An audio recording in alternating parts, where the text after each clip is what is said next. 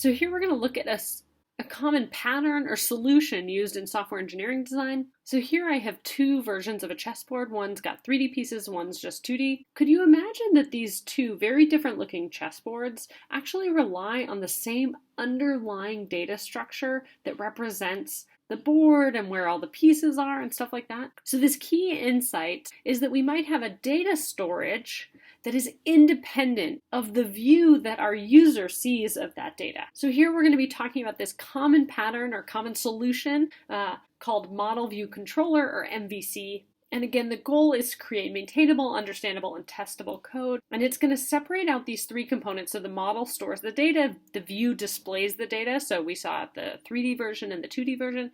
And the controller is going to handle communication between those two. In Spampede, our model is going to be Spampede data. The view is going to be Spampede display.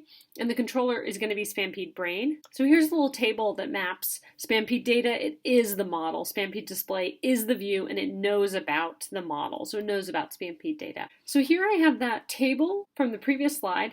And I have the instance variables for Spampede display, and I want you to try and draw the UML diagram based on this. So an instance of a class or an object is going to be an oval, and then connect it with lines that you can label as has one, has many, etc. So you should pause it, but I'll keep going. Okay, so representing that table, the Spampede brain has both a Spampede data and a Spampede display. Our Spampede display also knows about Spampede data, which in a typical model view controller architecture, the display wouldn't know about the data. It would get all of its data through the controller, that Spampede brain. Now, if we put these pieces together with our Spampede display, so Spampede display had the graphics as well. And then I just wanted to remind you that Spampede data also had many board cells, and we looked at that in a previous video. And I've got the code here for Spampede brain. It extends Spampede brain parent, so I've hidden some stuff in that parent class, just code that you don't need to work with, but you're welcome to look at it. And then here you can see that what's labeled as the view in the model.